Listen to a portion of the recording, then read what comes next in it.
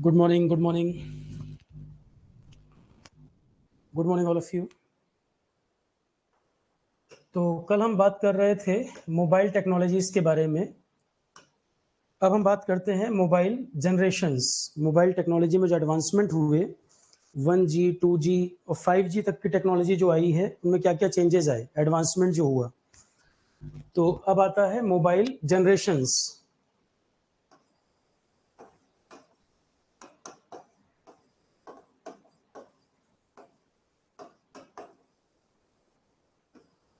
Mobile generations तो mobile generations में 1G 2G 2G 3G 4G 5G technology advancement क्या क्या हुए, क्या क्या चेंजेस आए, ये वन बाय वन डिस्कस करते जाते हैं। अभी लेटेस्ट 4G 5G इनमें कंपैरिजन भी देखना है। 4G के कंपैरिजन में 5G कैसे अच्छा है, कंपैरिजन इन पांचों में देखेंगे। हम इन पांचों में कंपैरिजन देख लेंगे कैसे कैसे एडवांसमेंट हुए। तो topic mobile generations, mobile technology तक हम पढ़ चुके थे कल। FDMA, TDMA, CDMA, SDMA, यहाँ तक का डिस्कशन हो चुका था। अब मोबाइल जनरेशंस के बारे में।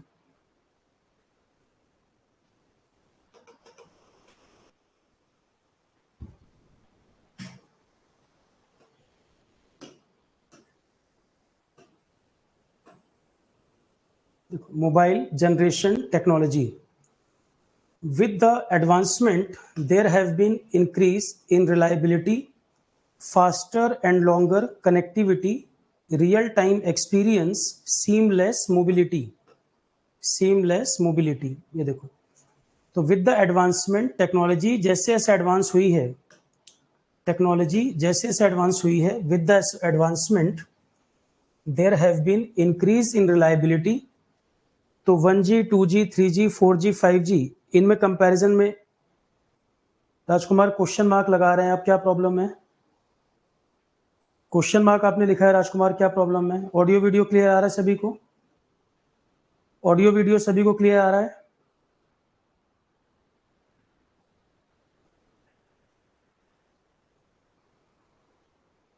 Anyone, any problem? Good morning.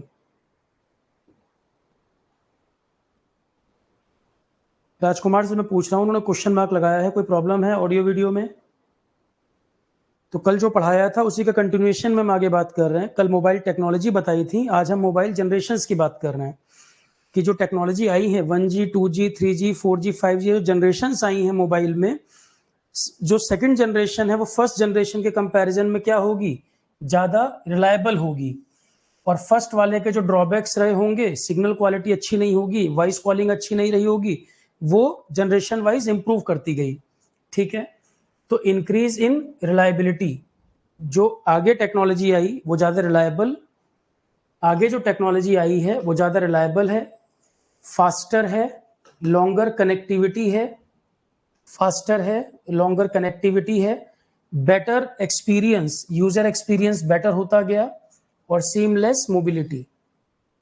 तो with the advancement there have been increase in reliability, faster and longer connectivity, real time experience, seamless mobility. तो जो आगे की जनरेशन आती गई है वो ज्यादा रिलायबल, ज्यादा faster, longer connectivity, user friendly, real time experience, seamless mobility. 5G, world का पहला कंट्री जो 5G लॉन्च किया, साउथ कोरिया। पहला कंट्री जिसने 5G लॉन्च किया, साउथ कोरिया। इंडिया में 5G की लैब कहां पर लगाई गई थी? पहली IIT दिल्ली। पहली 5G की लैब इंडिया में IIT दिल्ली में लगाई गई। ठीक है, इसके बाद एक वर्ड होता है लेटेंसी। सिग्नल का जो आना जाना है, कि जैसे मान लो हम इधर से बात कर रहे हैं, उधर से दूसरा पर्सन बात कर रहा है, तो क्या सिग्नल रियल टाइम में ट्रांसफर हो रहा है या कोई लैग आ रहा है उसमें? लेट वर्ड से आया लेटेंसी, लेट वर्ड से आया लेटेंसी, कि ऐसा तो नहीं सामने वाला बोल रहा है और सिग्नल देर में पहुंच रहा है हमारे पास, वो बोल रहा है, वॉइस थोड़ी देर के बाद आ रही है। पहले लैग होता था बहुत सिग्नल में, पहले अगर आपको याद हो शुरुआत में सिग्नल में लैग बहुत होते थे, लेटेंसी बोलते हैं। अब 5G टेक्नोलॉजी 4G तक आते आते रियल टाइम में बात हो रही है, उसमें लैग वगैरह मिनिमाइज हो गया, लैग बहुत कम हो चुका। तो जो स्पीड आ रही है, जो कम्युनिकेशन हो रहा है, उसमें लैग वगैरह जो होता है उसको लेटेंसी बोलते हैं। तो लेटेंसी वगैरह एडवांस जनरेशन जो आती गई उनमें कम होता चला गया। ठीक है, तो एडवांसमेंट जैसे जैसे हुआ, reliability, faster and longer connectivity, real time experience, seamless mobility. South Korea world का पहला कंट्री 5G लॉन्च करने वाला, इंडिया में 5G लैब लगी IIT दिल्ली में।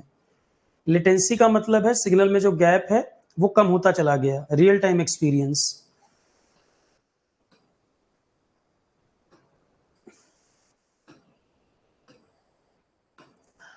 अब पहले हम बात करें 1G फर्स्ट जनरेशन। 1G में कुछ टर्म आए जैसे TACS, NMT। One generation, first generation की बात करें, यहाँ पर कुछ टेक्नोलॉजीज वगैरह आई, फर्स्ट जनरेशन की बात कर रहे हैं। फर्स्ट जनरेशन में आया TACS, NMT। फर्स्ट जनरेशन में आया TACS, NMT। तो फर्स्ट जनरेशन एनालॉग कॉलिंग जब होती थी, वॉइस कॉलिंग वगैरह एनालॉग होती थी, नेट वगैरह तो नहीं चलता था उस पर।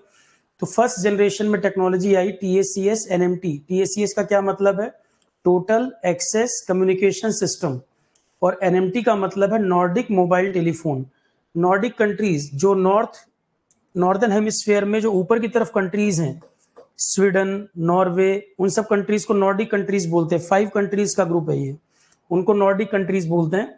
तो फर्स्ट जनरेशन 1G में TACS और NMT ये वर्ड आया। टोटल एक्सेस कम्युनिकेशन सिस्टम ये यूज होता था, और NMT Nordic mobile telephone. Nordic mobile telephone ये फर्स्ट जनरेशन टेक्नोलॉजी का पार्ट है।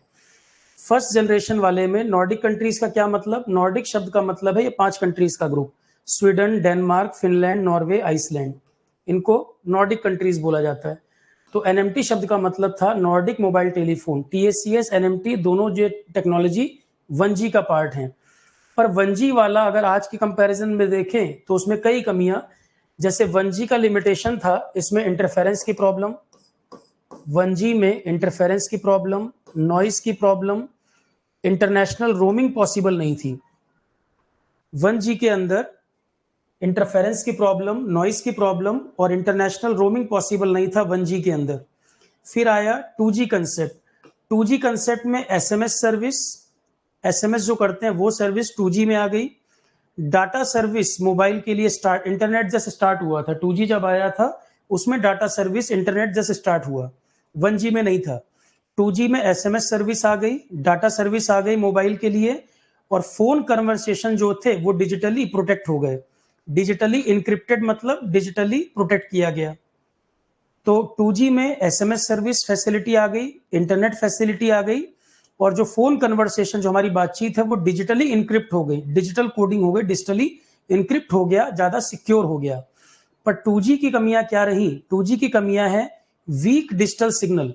डिजिटल कंसेप्ट आ तो गया था पर डिजिटल सिग्नल जो थे वीक थे, और रेंज ऑफ साउंड जो decreases with limited data bandwidth. Limited decreases range of sound with limited data bandwidth. 2G के अंदर फिर 2G में भी एक टेक्नोलॉजी 2.5G जनरेशन 2G का ही पार्ट है। 2G को अपग्रेड किया गया। 2G को जब अपग्रेड किया गया, वो सेकंड जनरेशन ही है पर उसके लिए 2.5G वर्ड बोल देते हैं। 2G में ही अपडेशन किया गया तो उसको 2.5G बोल देते हैं। 2G वाली टेक्नोलॉजी है, उसमें अपग्रेडेशन जब किया गया 2.5G जनरेशन में ही GPRS, एज और CDMA ये टेक्नोलॉजी आ गई।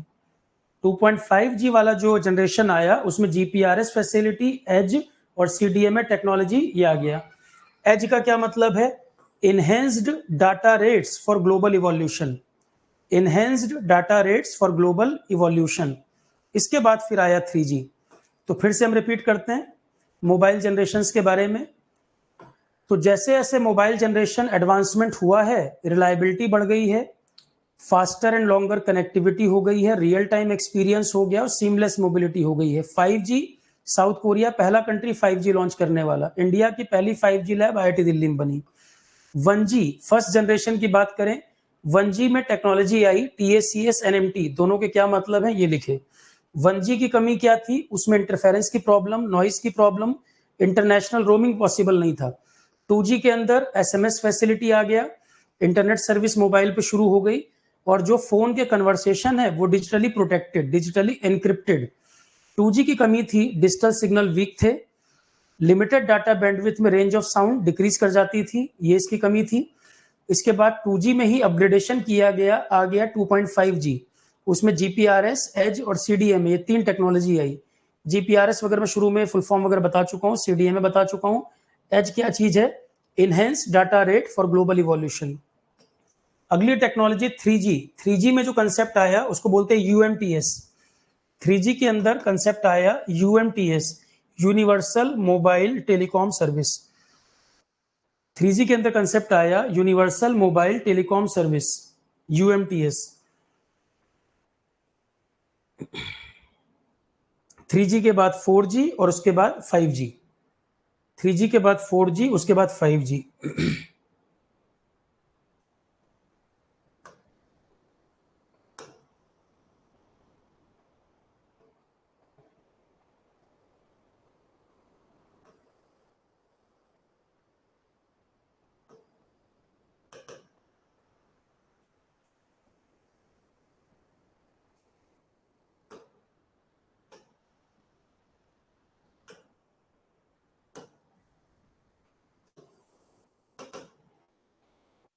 ये सारी जनरेशन में कंपैरिजन एक बार देखें। जो भी मोबाइल जनरेशन की हम बात कर रहे हैं, comparison 1G, 2G, 3G, 4G, 5G comparison देखें तो 1G हमने बता दिया, इसमें 2G, 3G, 4G, 5G कौन किस ईयर में आया है ये देख सकते हैं। 2G 93 में शुरू हुआ, 3G 2001 में आया, 4G 2009 में आया, 5G 2018 में आया। टेक्नोलॉजी 2G में GSM टेक्नोलॉजी, जो सिम वगैरह रिमूव करते थे, शुरू में जो मोबाइल आ रहे थे उसमें सिम वगैरह जो इंसर्ट करते थे, रिमूव करते थे, तो GSM जो है वो 2G में आ गया था। कौन सी टेक्नोलॉजी कब इंट्रोड्यूस हुई? GSM 2G में आया। 3G में WCDMA, 4G ये वाला क्वेश्चन आ चुका है, देखो LTE वाला क्वेश्चन यूपीएससी पूछ चुका है। LTE और VoLTE दो टेक्नोलॉजी हैं, दोनों 4G की हैं। क्वेश्चन आया था, ये टेक्नोलॉजी 3G में आई, 3G में नहीं। जैसे मल्टीपल लोग वीडियो कॉलिंग कर ले रहे हैं, VoLTE कंसेप्ट, तो ये 4G का है। अभी आगे मैं बताऊंगा इसके बारे में। LTE और VoLTE। LTE का मतलब होता है लॉन्ग टर्म इवोल्यूशन और VoLTE का मतलब होता है voice over long term evolution. LTE है लॉन्ग टर्म इवोल्यूशन और VoLTE है voice over long term evolution.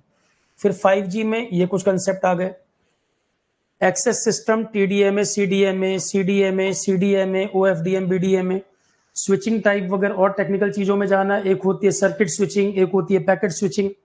Switching वगैरह हमको पढ़नी नहीं है, पर circuit switching, packet switching EC वगैरह में पढ़ते हैं, कम्युनिकेशन में डिटेल में ये सब।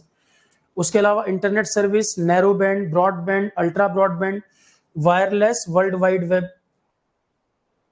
बैंडविड्थ वगैरह जो यूज कर रहे हैं, इसका जो दायरा है 2G, 3G, 4G, 5G, 5G का दायरा तो ग्लोबल है। वायरलेस, वर्ल्ड वाइड वेब किस फ्रिक्वेंसी बैंडविड्थ पे काम करेंगे? 25 मेगाहर्ट्ज, 25 मेगाहर्ट्ज, 100 मेगाहर्ट्ज और ये गीगाहर्ट्ज पे। 5G के अंदर किस बैंडविड्थ पे 5G काम करेगा? 30 से 300 गीगाहर्ट्ज। एडवांटेज क्या है? 2G में SMS, MMS internet facility system आ गए थे। 3G वाला हाई सिक्योरिटी इंटरनेशनल रोमिंग आ गया था। 4G स्पीड ज्यादा हो गई थी, ग्लोबल मोबिलिटी हो गई थी। 5G 4G से भी कहीं ज्यादा हाई स्पीड और डाटा लैग बिल्कुल नहीं, लो लेटेंसी। इनमें कंपैरिजन देखें, एडवांटेज 2G में SMS, MMS इंटरनेट, 3G वाले में high security international roaming, 4G वाले में स्पीड ज्यादा, high speed hand off, global mobility. 5G उससे भी ज्यादा स्पीड और डाटा में lag minimise, low latency. Latency zero तो नहीं हो सकती, कुछ ना कुछ तो होगी, चाहे वो नैनो सेकंड की क्यों ना हो, पर लेटेंसी जीरो तो नहीं होगा, कुछ ना कुछ होगा। हालांकि 5G में लेटेंसी बहुत कम हो चुकी है। रिमोट से आप आने वाले समय में जो रोड पे कारें चल रही हैं उनको भी कंट्रोल कर लेंगे। 5G वगैरह इतने एडवांस वर्जन है, इतने रियल टाइम में स्ट्रीमिंग, इतने रियल टाइम एक्सेस है कि रिमोट वगैरह से कारें भी आप मैनेज करेंगे आने वाले समय में 5G में। एप्लीकेशन क्या क्या, कहां कहां पे यूज? 2G में वॉइस कॉलिंग होती थी, शॉर्ट मैसेज भेजे जाते थे, मैंने बताया। ऑडियो कॉलिंग और SMS फैसिलिटी 2G में आया, 1G में नहीं था। 2G में voice calling, short messages. 3G में video conferencing, mobile TV, mobile पे टीवी और GPS facility, navigation. 3G technology में वीडियो कॉन्फ्रेंसिंग पॉसिबल थी, मोबाइल टीवी चल जाता था, GPS फैसिलिटी पॉसिबल थी। 4G में high speed application, mobile TV और वियरेबल डिवाइस, वो जो आप वर्चुअल रियलिटी वगैरह देखते हैं 4G में, वो भी पॉसिबल हो गया। वर्चुअल रियलिटी, जो वो आंखों पे चश्मा सा लगा के वर्चुअल रियलिटी, वियरेबल डिवाइस वगैरह और आपकी स्मार्ट वॉच वगैरह और इसमें चल गए। आई इंटरनेट ऑफ थिंग्स का कंसेप्ट 4G में। LTE VoLTE, मल्टीपल लोग वीडियो कॉलिंग एक साथ कर रहे हैं, वो भी 4G में। 5G में आए रोबोट्स, हाई टेक्नोलॉजी की बात करें, एडवांसमेंट की बात करें, robot, high resolution video streaming, remote control of vehicles. 5G में high resolution video streaming, remote control of vehicle, robot और मेडिकल प्रोसीजर वगैरह, जो रोबोटिक सर्जरी वगैरह होती है, ये सब और एडवांस हो जाएगा 5G में। तो इन चारों का comparison 2G, 3G, 4G, 5G, ये तो इंटरव्यू में बहुत पूछता है इसी वालों से, इलेक्ट्रॉनिक्स कम्युनिकेशन वालों से इंटरव्यू का क्वेश्चन है। 5G 4G से कैसे बेटर है, क्या एडवांटेजेस है, क्या डिसएडवांटेजेस, दोनों बताइए। पॉइंट समझ आ रहा है? चार्ट आपको मिल जाएगा, गूगल पे चार्ट मिल जाएगा, इसको प्रिंट करके सीधे पेस्ट कर सकते हैं कॉपी पे, लिखने की जरूरत नहीं, लिखना चाहो तो लिखो, अदरवाइज सीधे प्रिंट कर लो, जैसे आपको ठीक लगे। तो इनमें कंपैरिजन तो कहीं किससे ही पूछ सकता है। 5G टेक्नोलॉजी लेटेस्ट है, आप चाहे करंट अफेयर का क्वेश्चन मान लो, इलेक्ट्रॉनिक्स वालों से टेक्निकल एस्पेक्ट में पूछेगा, इन जनरल किससे ही पूछा जा सकता है कि 5G 4G से बेटर कैसे है। मोबाइल से तो हर कोई कनेक्टेड है ना आज की डेट में। तो 5G ध्यान रखें, 4G से 5G कैसे अच्छा है। 4G में LTE और VoLTE टेक्नोलॉजी जो आई, उसका क्या मतलब। 4G में LTE और VoLTE टेक्नोलॉजी जो आई, उसका क्या मतलब, दोनों में क्या अंतर है। सिविल सर्विसेज प्रीलिम्स का क्वेश्चन है, LTE VoLTE, LTE VoLTE concept.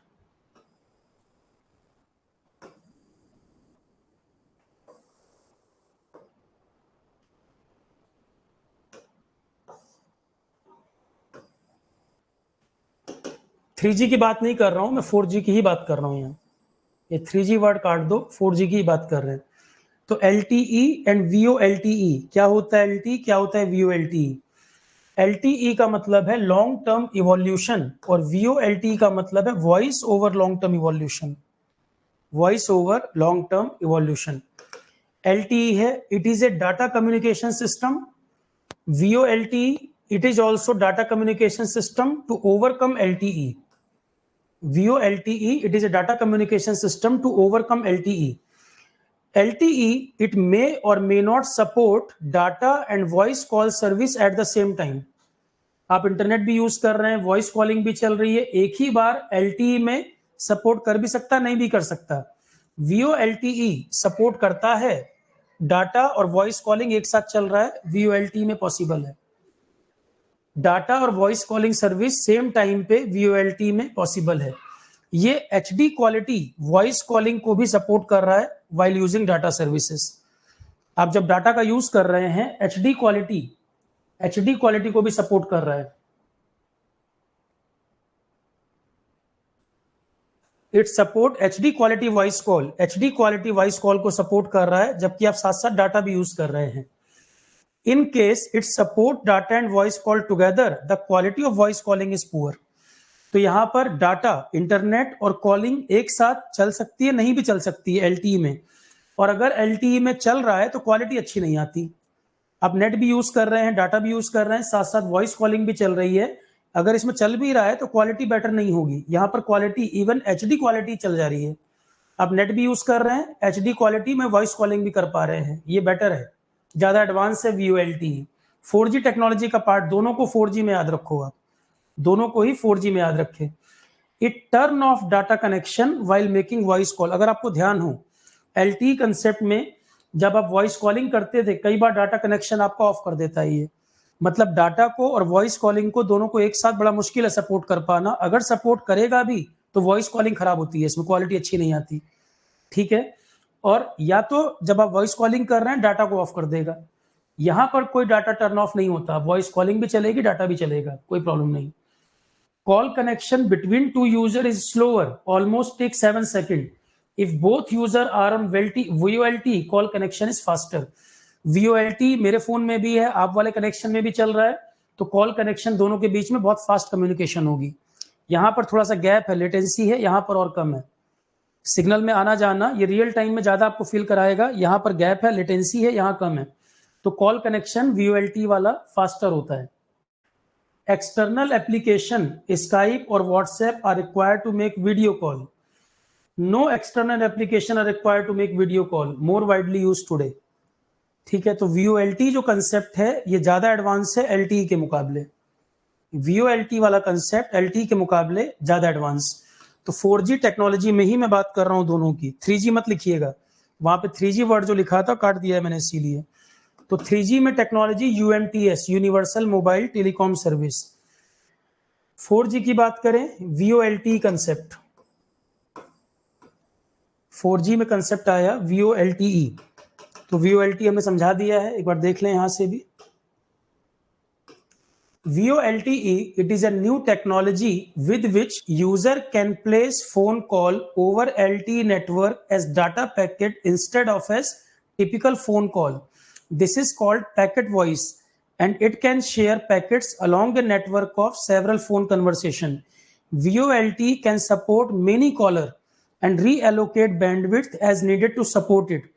Packet voice also allow the user to view if the person they intend to call is currently busy or if their phone is available. तो VoLTE simple concept याद रखें, data और voice calling दोनों को support कर रहा है और एक साथ मल्टीपल यूजर को भी एकोमोडेट कर सकता है। इसमें आपको पैकेट वर्ड वगैरह समझ आए या ना आए, सिंपल कंसेप्ट मैं ये बोल रहा हूँ, इंटरनेट डाटा यूज करना उसके साथ साथ वॉइस कॉलिंग, ये यहाँ पॉसिबल है। LTE से बेटर कंसेप्ट है, एक साथ मल्टीपल लोग भी इस पे कनेक्ट कर सकते हैं। HD कॉलिंग को भी सपोर्ट कर रहा है, टेक्नोलॉजी वाइज ज्यादा बेटर है। ये 4G का कंसेप्ट है, ये 4G का कंसेप्ट। सम्स कह रहे हैं कंट्रोल सिस्टम के वीडियो आपको जल्दी मिल जाएंगे। मैंने आपको बोला था और मंडे को मुझे कहा गया था अपलोड करने में। एक्चुअल में उस वीडियो में रेंडरिंग वगैरह होती है, समय लगता है थोड़ा सा। 15-16 वीडियो अपलोड हो गए थे और अभी 1 वीक ही हुआ है। सम्स रजा आपने जो क्वेश्चन किया है, कंट्रोल सिस्टम जो अवेलेबल है आरोहन पर, 15-16 वीडियो अवेलेबल हो गए थे जब लॉन्च हुआ था पिछले वीक। एक बार और उसमें लॉन्च होंगे, 10-15 वीडियो और पड़ जाएंगे एक साथ। पर रेंडरिंग वगैरह होने में भी बैकअप में समय लगता है, थोड़ा समय दीजिए। ठीक है, जिस दिन लॉन्च हुआ है 15-16 वीडियो तभी पड़ चुके हैं। लिंक नहीं, आपको पूरे वीडियो ही मिलेंगे फोल्डर में, आप क्यों परेशान हो। पर एक पर्सन को पूरा दिन लगाना पड़ता है, रेंडरिंग होने में समय लेता है वीडियो। अब क्योंकि बैकग्राउंड में कितना वर्क है वो आपको नहीं पता है ना भाई। आपको ये लग रहा है कि कंट्रोल के 15 वीडियो आए हैं, कितने पेंडिंग है, उसमें कितना टाइम लगेगा, पर्सन फुल टाइम अवेलेबल रहे उसके लिए, तो थोड़ा समय दीजिए, करा दूंगा, मुझे ध्यान में है। वो जो भी सब्जेक्ट आरोहण पर है वो जल्द से सारे पूरे मिलेंगे आपको, अधूरा सब्जेक्ट नहीं होगा, आप उसकी चिंता ना करें। तो VoLTE, अब हम तो ये सोच रहे थे ना अभी 15-16 वीडियो कंट्रोल के पड़े हैं, पिछले वीक पड़ा है, तो मेरे दिमाग में तो ये था ना कि 15-16 वीडियो पड़े हैं तो कम से कम 2 हफ्ते तो लोगों को लगेंगे उसको कंप्लीट करने में। जब तक वो कंप्लीट होगा आगे के वीडियो पड़ जाएंगे। अब मुझे ये नहीं पता ना कि 15 को स्किप करके आपको सीधे 16 नंबर देखना है। सीक्वेंस में 15-16 वीडियो देखने में 2 वीक तो किसी को भी लगेगा या 1 वीक लगेगा। आगे के वीडियो में आज बोल देता हूं, अपडेट उसमें हो जाएंगे। ठीक है, तो VoLTE न्यू टेक्नोलॉजी है, LTE के कंपैरिजन में एडवांस है। मल्टीपल यूजर एक साथ यहाँ पे कनेक्ट कर सकते हैं, audio calling, video calling, data सब एक साथ यहाँ पर चल सकता है। वीडियो कॉलिंग और डाटा, जब आप वीडियो कॉलिंग कर रहे हैं उसमें ऑडियो भी जा रहा है, वीडियो भी चल रहा है और उसमें आप डाटा भी यूज कर रहे हैं साथ में, कोई प्रॉब्लम नहीं। ये भी ग्राफ में आपको दिखा देता हूं एक बार क्या लिखा है, वही कंपैरिजन है टेक्नोलॉजी के बीच में।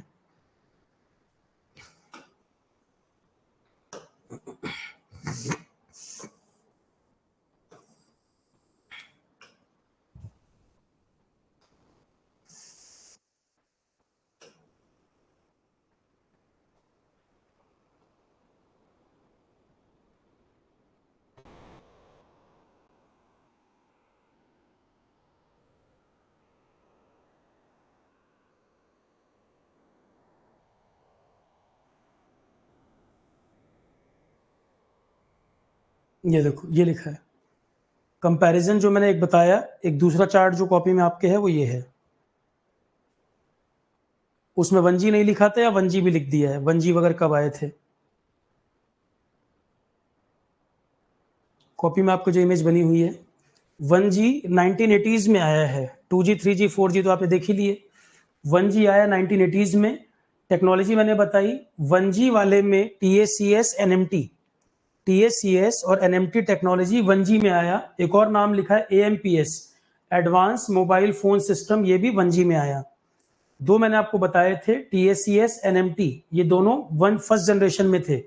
एक और AMPS कंसेप्ट, ये भी टेक्नोलॉजी फर्स्ट जनरेशन का था, AMPS। अब तो आपको ये नाम भी सुनने को नहीं मिलते। तो TACS NMT AMPS, तीसरा AMPS advance mobile phone system, ये भी फर्स्ट जनरेशन का है। मल्टीपल एक्सेस टेक्नोलॉजी किसमें कौन सी यूज होती थी? सबसे पहले FDMA, एनालॉग कम्युनिकेशन था। ये 1G वाला जो कंसेप्ट था, ये एनालॉग कम्युनिकेशन था, FDMA यूज होता था। सेकंड जनरेशन में TDMA CDMA, थर्ड जनरेशन में CDMA, फोर्थ जनरेशन में CDMA। तो कौन सी मल्टीपल एक्सेस टेक्निक, बैंडविड्थ का utilisation 1G 2G 3G 4G में किस टेक्निक से करते थे? मल्टीपल एक्सेस 1G में FDMA, बाकी TDMA CDMA और CDMA। तो कुछ कुछ यहाँ पे एक्स्ट्रा पॉइंट दे रखे हैं पिछले वाले चार्ट से। यहाँ केवल वॉइस कॉलिंग कर सकते थे, इसमें SMS फैसिलिटी वगैरह आ गई थी, ये सब हमने बता दिया। फर्स्ट जनरेशन जो है वो एनालॉग कम्युनिकेशन था, वहां पर देखो लिखा है बैंडविड्थ एनालॉग। फर्स्ट जनरेशन में एनालॉग था, सेकंड वाले से डिजिटल इंट्रोड्यूस हो गया था। फर्स्ट जनरेशन में जो कम्युनिकेशन था वो एनालॉग था, सेकंड वाले से डिजिटल कम्युनिकेशन इंट्रोड्यूस हो गया था। क्लियर है? नेक्स्ट पॉइंट, यही चार्ट था, बता दिया। अगला पॉइंट, टीवी टेक्नोलॉजी के बारे में कुछ पॉइंट देखें, उसके बाद फिर आता है satellite. TV technology, TV technology में एक आप सुनते हो SD टीवी क्या मतलब है? Standard definition TV. टीवी में जो पिक्चर क्लैरिटी आप देखते हैं, एक होता है HD हाई डेफिनेशन, एक होता है स्टैंडर्ड डेफिनेशन, फिर एक आप सुनते हो 3D टीवी, एक आप सुनते हो IPTV, इंटरनेट प्रोटोकॉल टीवी बोलते हैं उसको। तो टीवी टेक्नोलॉजी में भी अलग अलग तरह की जो पिक्चर क्वालिटी आपको दिखती है अलग अलग। SD TV, standard definition TV है, ये डिजिटल टीवी ही। आजकल जो भी हम टीवी यूज करते हैं वो डिजिटल टीवी ही है। टीवी कम्युनिकेशन की बात भी करें, जो भी हम टेक्नोलॉजी आजकल टीवी में यूज कर रहे हैं वो सब डिजिटल टीवी है। डिजिटल में ही जो नॉर्मल वीडियो आपको दिखता है वो स्टैंडर्ड डेफिनेशन है, बहुत हाई क्लैरिटी वाला दिखता है वो HD है, नॉर्मल जो पिक्चर आपको दिख रही है वो SD है। SD से HD में जब देखते हो आप वीडियो, जैसे टीवी में आप देखोगे एक वीडियो आ रहा है SD में, जब आप उसको HD चैनल पे चला के देखते हो क्लैरिटी बहुत ज्यादा होती है। तो दोनों में वीडियो दिख रहे हैं पर क्लैरिटी वाइज HD ज्यादा बेटर होता है, हाई डेफिनेशन। तो क्या अंतर आ जाता है? तो एक है SD टीवी, एक है HD TV. SD TV, in this technology each frame is split into 2 field. जितने भी फ्रेम, जो भी फ्रेम है वो 2 पार्ट में स्प्लिट होता है, even number odd number, even number और ऑड नंबर में। Each frame is displayed alternatively, मतलब पूरी स्क्रीन जो है वो 2 पार्ट में डिवाइड होती है, even number odd number. SD technology में क्या होता है? SD टेक्नोलॉजी में पूरा जो फ्रेम है, पूरी जो स्क्रीन है, जो पूरा फ्रेम है 2 पार्ट में डिवाइड होता है, इवन नंबर ऑड नंबर, और अल्टरनेट डिस्प्ले होते जाते हैं, पर वो इतना तेजी से डिस्प्ले होता है कि आपको नहीं पता चलता कि इवन ऑड। पूरा फ्रेम टीवी का 2 पार्ट में डिवाइड है, even number odd number. Even odd इतनी जल्दी जल्दी ऑन ऑफ होते हैं कि वो पिक्चर आपको प्रॉपर चलती हुई दिखती है, आप उसमें डिफरेंशिएट नहीं कर पाते। तो ईच फ्रेम, हर फ्रेम 2 पार्ट में स्प्लिट होता है, इवन नंबर में ऑड नंबर में, और इतना तेजी से ये होता है कि हमारे ब्रेन को नहीं पता चलता, हमें लगता है पूरी इमेज एक साथ। पर इससे पिक्चर क्वालिटी क्या होती है? पिक्चर क्वालिटी खराब होती है। HD वाले में पूरा फ्रेम एक साथ डिस्प्ले करता है, इसलिए बेटर दिखता है। SD और HD दोनों में क्या अंतर है? स्टैंडर्ड डेफिनेशन में पूरा फ्रेम 2 पार्ट में स्प्लिट है, इवन नंबर ऑड नंबर में डिस्प्ले होता है, और ब्रेन हमारा पूरा एक साथ इसको दिखता है, क्योंकि इतनी जल्दी जल्दी ऑन ऑफ हो रहा है कि हम पता नहीं कर पाते कब इवन कब ऑड, ये नहीं दिखेगा आपको। इवन ऑड में पूरे फ्रेम को स्प्लिट किया और इतनी जल्दी जल्दी ऑन ऑफ डिस्प्ले होता है कि आपका ब्रेन को एक साथ इमेज दिखती है, पर अल्टरनेट डिस्प्ले के कारण पिक्चर क्वालिटी खराब होती है। HD टीवी में पूरा फ्रेम एक साथ डिस्प्ले करता है, पिक्चर क्वालिटी बेटर बनती है, यही लिखा है इसमें। तो standard definition TV, in this technology each frame is split into 2 field, 1 in odd number, 1 in even number. Her frame alternate display कर रहा है, हमारा ब्रेन इसको मिलाकर एक साथ हमें दिखाता है, इससे कि पिक्चर क्वालिटी जो है वो बेटर नहीं होती, खराब हो जाती है। तो एचडी टीवी भी डिजिटल टीवी है, एचडी टीवी भी डिजिटल टीवी है, पर एचडी वाले में पूरा फ्रेम एक साथ आपको दिखेगा, दो पार्ट में स्प्लिट नहीं होता, इसलिए पिक्चर क्वालिटी बेटर दिखती है। तो HD TV it create HD video, HD image, it create HD image by vertical resolution display. HD TV में आपको ये लिखा हुआ आता है, देखो कई बार स्क्रीन पर 720p इंटू 1080i, ऐसा वर्ड लिखा मिलेगा। इलेक्ट्रॉनिक्स वाले जानते हैं इसको, ये पिक्सल्स वगैरह का क्या मतलब होता है, पिक्सल्स वगैरह का क्या मतलब है स्क्रीन पर, ये समझ में आता है। तो कई बार आप देखोगे जो वर्ड लिखा हुआ आता है स्क्रीन पर एचडी वगैरह पे, आप देखोगे 720p क्रॉस 1080i, ये रिजोल्यूशन जो लिखा आता है क्या बता रहा है, ये डायमेंशन को बता रहा है। एचडी इमेज जो बन रही है वहां पर रिजोल्यूशन को बता रहा है, डायमेंशन को बता रहा है। पी का मतलब होता है प्रोग्रेसिव स्कैनिंग, ये पी शब्द का मतलब है प्रोग्रेसिव स्कैनिंग, और आई का मतलब है इंटरलेस स्पेसिंग, कि जो पिक्सल्स वगैरह भी स्क्रीन पे हैं उनमें गैप कितना है। जैसा कि मैंने बताया था, स्क्रीन के ऊपर जितने ज्यादा नंबर ऑफ पिक्सल होंगे उतनी शार्प इमेज बनेगी, उतनी क्लियर इमेज बनेगी। जितने ज्यादा नंबर ऑफ पिक्सल होंगे उतनी शार्प, उतनी क्लियर इमेज बनेगी। तो ज्यादा नंबर ऑफ पिक्सल का क्या मतलब है, ज्यादा नंबर ऑफ पिक्सल का मतलब उतने ही एरिया में ज्यादा नंबर ऑफ पिक्सल, तो पिक्सल छोटे और ज्यादा नंबर में होंगे तो इमेज ज्यादा शार्प, ज्यादा क्लियर। एचडी में यही होता है। तो 720 प्रोग्रेसिव स्कैनिंग, 1080 इंटरलेस स्पेसिंग, ये डायमेंशन एचडी टीवी के लिए लिखा होता है। कभी आप देखोगे एचडी टीवी में स्क्रीन पर नंबर लिखा आता है साइड में, उसका मतलब ये है। और टीवी में भी जो आप कहते हैं 44 इंच का टीवी है, 42 इंच का टीवी है, वो इंच कहाँ से नापते हैं, कभी आप जरा ऐसे नापना, ऐसे मेजर करोगे तो भी नहीं आएगा, ऐसे मेजर करोगे वो साइज तब भी नहीं आएगा। 44 इंच 55 इंच जो आप टीवी बोलते हो, ऐसे भी नहीं आएगा, ऐसे भी नहीं आएगा, वो डायगोनल जब मेजर करोगे तब आता है। मैक्सिमम जो लेंथ है ना डायगोनल, वो होता है इंचेस। 44 इंच का टीवी या 55 इंच वगैरह जो आप बोलते हैं वो डायगोनल की लेंथ होती है, मैक्सिमम जो लेंथ है यहाँ, ठीक है। तो एचडी टीवी में क्या करता है, पूरा स्क्रीन, पूरा फ्रेम एक साथ दिखता है, वो दो पार्ट में स्प्लिट नहीं होता। तो HD TV it create HD image by vertical resolution display, each frame shown in it entirely rather than being split into two field. तो एचडी और एचडी टीवी में क्या अंतर है, क्या ये पॉइंट समझ आया या फिर से रिपीट करें। एचडी वाले में जो फ्रेम है वो दो फील्ड में स्प्लिट होता है ऑड इवन में, एचडी वाले में स्प्लिट नहीं होता, पूरा फ्रेम एक साथ डिस्प्ले होता है। तो each frame shown in it entirely rather than being split into two field, पूरा फ्रेम एक साथ डिस्प्ले होता है, दो पार्ट में स्प्लिट नहीं होता, इसलिए पिक्चर क्लैरिटी एचडी की ज्यादा अच्छी होती है।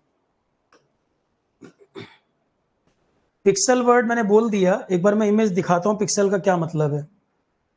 पिक्सल सभी को पता है पिक्सल क्या होता है, स्क्रीन को कभी नजदीक से देखोगे आपको नजर आएगा।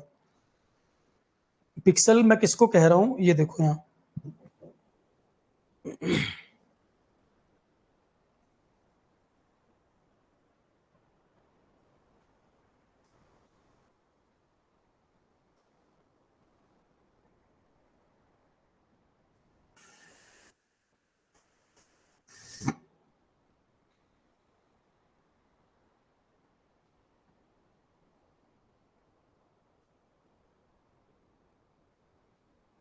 ये देखो, जैसे ये बिल्कुल नजदीक से देखोगे स्क्रीन को ऐसी दिखती है, ये जो रेक्टेंगुलर शेप के दिख रहे हैं कई सारे बॉक्सेस, पिक्सल है ये।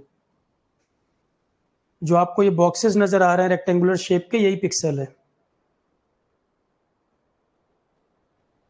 स्क्रीन को पास से देखोगे इस तरह से दिखेगा, ऐसे जाली जाली सी बनी हुई।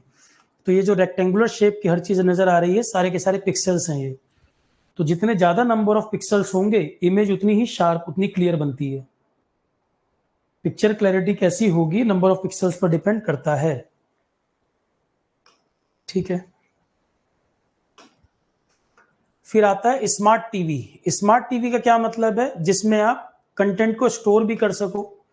जो नॉर्मल टीवी पहले होते थे, अब कोई प्रोग्राम खत्म हो गया तो आप उसको दोबारा नहीं देख पा रहे ना, स्मार्ट टीवी में कंटेंट को आप स्टोर कर सकते हैं, स्टोरेज की फैसिलिटी है, मतलब एक तरीके का कंप्यूटर जो टीवी की तरह भी काम कर रहा है। स्मार्ट टीवी ऐसा है जो कंप्यूटर की तरह भी काम कर रहा है, टीवी की तरह भी काम कर रहा है, जिसमें आप डाटा को स्टोर कर पाते हैं। तो बेसिकली कंप्यूटर ही है जहां पर आप स्टोर भी कर पा रहे हैं कंटेंट को, that is smart TV. Internet वगैरह सब चल जा रहा है इसके अंदर। तो स्मार्ट टीवी क्या होते हैं? ये भी डिजिटल टीवी है। मैं जो भी टेक्नोलॉजी की बात कर रहा हूँ, एनालॉग टीवी नहीं बोल रहा हूँ मैं। एचडी वाला भी मैं डिजिटल टीवी की बात कर रहा हूँ, एचडी वाले भी मैं डिजिटल की बात कर रहा हूँ, स्मार्ट की डिजिटल की बात कर रहा हूँ। जो भी टीवी आजकल यूज हो रहे हैं सब डिजिटल टीवी है। तो एचडी वाला भी डिजिटल, एचडी वाला भी डिजिटल, स्मार्ट वाला भी डिजिटल टीवी। नई टेक्नोलॉजी जो है वो डिजिटल ही है, ठीक। पर डिजिटल में भी कई सारे टाइप है। नई टेक्नोलॉजी में डिजिटल कम्युनिकेशन ही यूज हो रहा है, डिजिटल में भी सारे डिजिटल है पर एडवांस हैं। और तो digital TV that is essentially an interconnected storage aware computer specialised TV, storage aware computer specialised TV for entertainment. तो स्मार्ट टीवी जो है कंप्यूटर ये स्टोरेज अवेयर, यहाँ पे स्टोरेज फैसिलिटी आपके पास अवेलेबल है और कंप्यूटर ही है। हार्डवेयर सॉफ्टवेयर दोनों मौजूद हैं इसमें। तो मैंने कहा स्मार्ट टीवी कंप्यूटर ही है बेसिकली। तो हार्डवेयर सॉफ्टवेयर दोनों स्मार्ट टीवी में अवेलेबल हैं। It allow viewer to access and control feature for streaming content from internet and connected devices. Internet वगैरह भी आप इस टीवी के माध्यम से एक्सेस कर सकते हैं। तो एचडी टीवी पहला, एचडी टीवी दूसरा, स्मार्ट टीवी तीसरा। तो ये व्यूअर को एक्सेस देता है, अलाउ करता है। आप इंटरनेट वगैरह को भी एक्सेस इसके द्वारा कर सकते हैं। आप चाहे तो स्मार्ट टीवी को एज अ कंप्यूटर यूज कर लें, मॉनिटर की जगह आप इसको लगा सकते हैं, क्योंकि इसमें हार्डवेयर सॉफ्टवेयर मॉनिटर ही है बेसिकली, जो टीवी की तरह भी काम कर रहा है। इसके बाद 3D TV. 3D TV, 3D movies जो आती थी, आप देखते थे पहले पिक्चर हॉल वगैरह में जाओ तो एक ग्लास देते थे, वो एक ग्लास देते थे, उसके बिना अगर आप देखते थे तो ब्लर्ड इमेज आता, धुंधला आता था। 3D वीडियो जब आप देखते हो तो अगर बिना ग्लास के देखेंगे तो ब्लर्ड दिखेगा पूरा, और ग्लास से देखते थे तो क्लियर दिखता था। तो 3D मूवीज जो बनती थी हॉल वगैरह में देखते थे, 3D टीवी भी आते हैं, 3D टीवी भी आता है। एक बात ये बताओ, हमारी दोनों जो आईज हैं क्या उनका विजन बिल्कुल एग्जैक्ट इक्वल होता है? दोनों आईज से हम बिल्कुल एक बराबर देखते हैं क्या? नहीं। दोनों आईज जो हमारी है वो प्रॉपर बराबर विजन नहीं होता, कुछ ना कुछ डिस्पैरिटी रहती है दोनों के बीच में। दोनों के बीच में कुछ ना कुछ डिस्पैरिटी होती है। लेफ्ट विजन, राइट विजन, दोनों के बीच में कुछ ना कुछ डिस्पैरिटी होती है। तो 3D टीवी में क्या होता है, अलग अलग आईज के लिए अलग अलग इमेज फॉर्म हो रहा है। क्या मतलब है इस बात का? देखो 3D टीवी, 3D टीवी जिस टेक्नोलॉजी पर बेस्ड है उसे कहते हैं स्टीरियोस्कोपी। 3D टीवी जो बनाए जाते हैं जिस टेक्नोलॉजी पर यह आधारित है उस टेक्नोलॉजी का नाम है स्टीरियोस्कोपी। 3D इफेक्ट जनरेट करते हैं इसमें हम। स्टीरियोस्कोपी टेक्नोलॉजी पर 3D टीवी काम करता है, जिसमें 3D इफेक्ट जनरेट करते हैं। 3D इफेक्ट का मतलब है जो इमेज होगी उसकी हाइट भी होगी, विड्थ भी होगी और डेप्थ भी होगी। 3D का मतलब ये तो है तीनों एक्सिस होंगे। नॉर्मल टीवी में आप क्या देखते हो? 2D देखते हो। नॉर्मली जो टीवी आप देखते हैं उसमें आप 2D इमेज देखते हैं, हाइट और विड्थ दिखती है आपको। डेप्थ, 3D में चीज आपको आपकी तरफ भागते हुए भी दिखेगी। 3D का मैं आपको एग्जांपल बताऊं, जो वर्चुअल रियलिटी वाला कंसेप्ट है। वर्चुअल रियलिटी जिसमें आई के ऊपर एक डिवाइस लगा लेते हैं, कंप्यूटर से इमेज जनरेट की जाती है और आपको रियल फीलिंग आता है।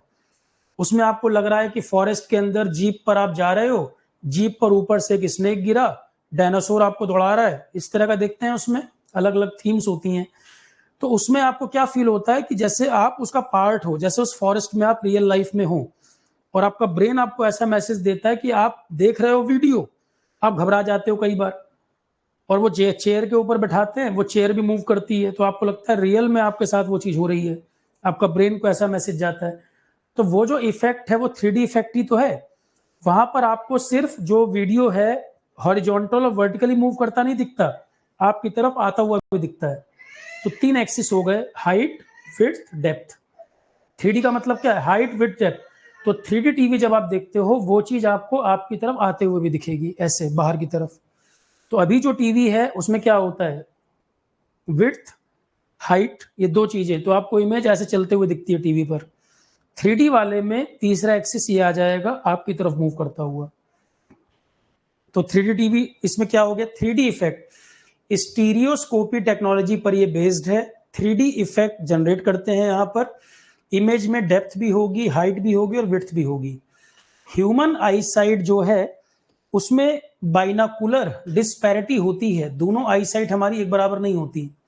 ह्यूमन आई साइट में the perspective difference between object seen through the left I and right I.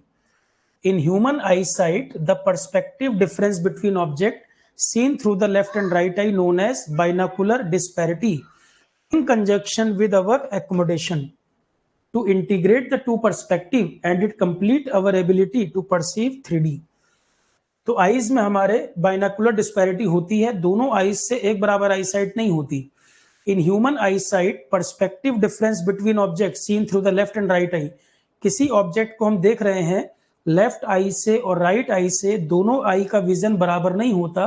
वो ऑब्जेक्ट हमें दोनों आई से बिल्कुल एक बराबर नहीं दिखेगा, कुछ ना कुछ दोनों में गैप रहता है। जैसे सामने कोई ऑब्जेक्ट रखा है, आप एक आई को क्लोज करो दूसरे से देखो, दूसरे को क्लोज करो पहले से देखो, दोनों में आपको कुछ ना कुछ डिफरेंस। कई बार ग्लासेस भी बेस्ट एग्जांपल, आप चश्मा बनवाते हो, दोनों आंखों में अगर कुछ प्रॉब्लम है, दोनों के नंबर अलग अलग होंगे, ठीक है। तो उससे सोच सकते हैं कि ह्यूमन आई साइट में लेफ्ट आई और राइट आई दोनों तरफ से विजन आपको बराबर नहीं दिखता। जो पर्सपेक्टिव, जो विजन हमें होगा उसमें बाइनाकुलर डिस्पैरिटी होती है, दोनों में अंतर होता है, ठीक है। इस कंसेप्ट में क्या करते हैं, दोनों को इंटीग्रेट करके हमें इमेज नजर आए, हमें तो जो इमेज दिखेगी वो दोनों से हमें एक जैसी नजर आए, ऐसा कुछ कंसेप्ट बनाना है। तो in human I site the perspective difference between object seen through the left and right I in conjunction with our accommodation, तो ये फोकस करेगा दोनों आई के लिए। यहाँ पे दो तरह की इमेज बनती है 3D टीवी के अंदर, दो तरह की इमेज, दो सेपरेट इमेज फॉर्म होती है और हमारा ब्रेन उनको एक्सेप्ट करके हमें एक जैसा देखेगा। ये लिखा है देखो, traditional 3D TV typically work by presenting two separate images. Traditionally 3D TV typically work by presenting two separate images, one for right eye one for left eye, फिर इसको फोकस करके हमें भेजता है। तो फोकस करके, अब आजकल क्या है, पहले तो आपको ग्लास यूज करना पड़ता था। जो दो इमेज बन रही है ट्रेडिशनल 3D टीवी, तो सेपरेट इमेज बनाते थे, एक लेफ्ट आई एक राइट आई के लिए, और उस इमेज को आपको क्लियर दिखे उसके लिए आप ग्लास यूज करते थे।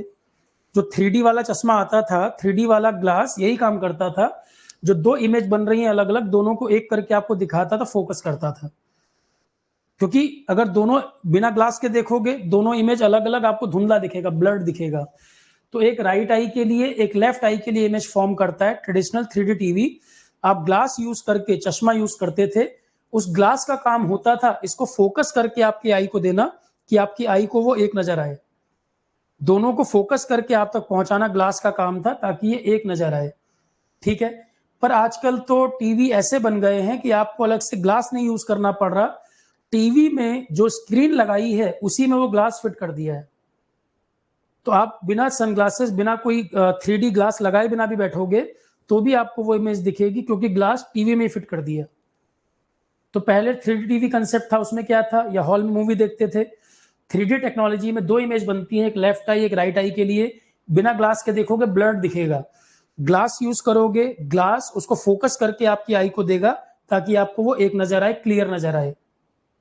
जो एडवांस 3D टीवी बन गए हैं उसमें आपको अलग से ग्लास लगाने की भी जरूरत नहीं है, टीवी में ही 3D ग्लास फिक्स कर दिया है, जो वहीं से फोकस करके आपके आईज को भेजेगा, अलग से आपको चश्मा लगाने की जरूरत 3D वाला नहीं है, ठीक है। तो ऑटो 3D जो है स्क्रीन बेस्ड है, वहां पर आपको अलग से ग्लास लगाने की जरूरत नहीं है। ऑटो 3D जो टेक्नोलॉजी आ गई है उसमें स्क्रीन बेस्ड 3D ग्लास वाला जो कंसेप्ट है वो स्क्रीन में ही लगा दिया, आपको अलग से ग्लास की जरूरत नहीं पड़ेगी। पॉइंट समझ आ गया, पहले देख लो।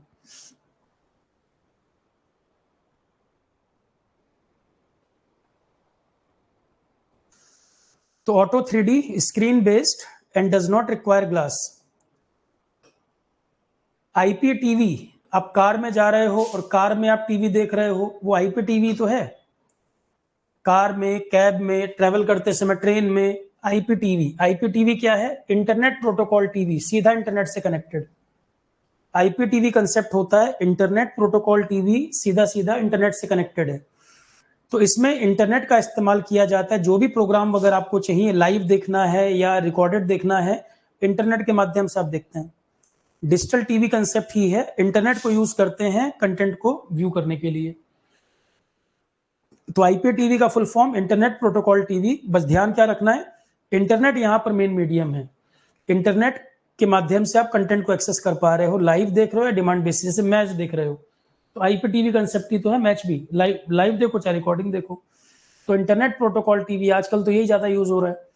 तो under this internet is use to deliver program and video. IPTV का सीधा सीधा मतलब क्या है? Under this internet is used to deliver program and video that are either live or on demand basis. So it is a system where digital TV service is delivered to the subscriber through internet protocol technology via the medium of broadband or internet connection. चाहे wired internet हो, चाहे wireless connection आपके पास हो, internet यहाँ पर माध्यम है जिसके द्वारा कंटेंट आपको पहुंच रहा है। इंटरनेट माध्यम है जिसके द्वारा कंटेंट आपको पहुंच रहा है। तो ये हो गया टीवी टेक्नोलॉजी कंप्लीट। बाकी टीवी में स्क्रीन कितने टाइप की होती हैं वो हम पहले ही पढ़ चुके हैं, प्लाज्मा वगैरह हम पहले बता चुके हैं।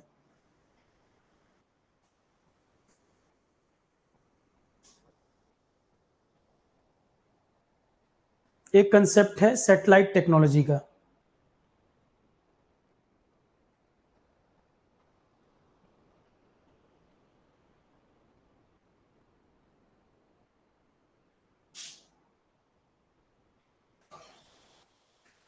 सैटेलाइट टेक्नोलॉजी की बात अगर करें, देखो कैसे काम करती है ये।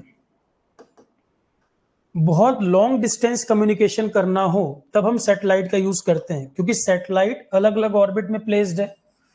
मैंने बताया था एक ऑर्बिट होती है लियो, एक होती है मियो, एक ऑर्बिट होती है जियो। तो अलग अलग तरह की सैटेलाइट, नेविगेशन वाली है या कम्युनिकेशन वाली है या वेदर वाली है या रिसर्च सैटेलाइट है, अलग अलग तरह की सैटेलाइट अलग अलग ऑर्बिट में प्लेस किए जाते हैं। मान लो ये एक सैटेलाइट है, ये जो बीच में बॉक्स है ना, ये सैटेलाइट होता है। इसके जो विंग्स होते हैं ये सोलर पैनल होते हैं। सैटेलाइट कभी आप देखेंगे, सैटेलाइट के जो विंग्स होते हैं ये होते हैं सोलर पैनल। सोलर पैनल क्यों लगाए गए हैं? पावर बैकअप देने के लिए। सोलर पैनल क्या करेगा? पावर जनरेट करेगा ना, सनलाइट पड़ने पर पावर जनरेट करेगा, और सोलर पैनल की मदद से पावर मिल रही है, पावर बैकअप मिल रहा है। तो ये बीच का बॉक्स होता है सैटेलाइट, इसके जो विंग्स निकले होते हैं उनको सोलर पैनल कहते हैं। सोलर पैनल एनर्जी टॉपिक में, एनवायरनमेंट में पढ़ा रखा है मैंने। सोलर पैनल बने होते हैं सेमीकंडक्टर मटेरियल के, सेमीकंडक्टर मटेरियल के बने होते हैं। Solar panel made up of semiconductor material. Semiconductor material की क्या प्रॉपर्टी होती है? हाई टेम्परेचर पे वो कंडक्टर की तरह बिहेव करता है, लो टेम्परेचर पे वो इंसुलेटर की तरह बिहेव करता है। सेमीकंडक्टर मटेरियल हाई टेम्परेचर पे as a conductor, low temperature पे एज अ इंसुलेटर बिहेव करता है। सेमीकंडक्टर मटेरियल में भी मेनली आप सिलिकॉन यूज करते हैं और जर्मेनियम यूज करते हैं, डिपेंड करेगा कॉस्ट पर। सिलिकॉन बहुत एबंडेंट एलिमेंट है अर्थ पर, बहुत बड़ी मात्रा में पाया जाता है, तो सस्ता पड़ेगा अगर सिलिकॉन यूज करेंगे। जर्मेनियम यूज करेंगे तो कॉस्टली पड़ेगा। ठीक है, सिलिकॉन यूज करेंगे सस्ता पड़ेगा सोलर पैनल, जर्मेनियम यूज करेंगे तो कॉस्टली पड़ेगा। डिपेंड इस बात पर कर रहा है कौन ज्यादा अवेलेबल है। सिलिकॉन ज्यादा अवेलेबल है, कॉस्ट इफेक्टिव, जर्मेनियम कम है तो कॉस्टली। और जब सोलर पैनल के ऊपर सनलाइट पड़ेगी तो हीटअप होगा। सेमीकंडक्टर मटेरियल के ऊपर जब सनलाइट पड़ेगी तो हीटअप होगा।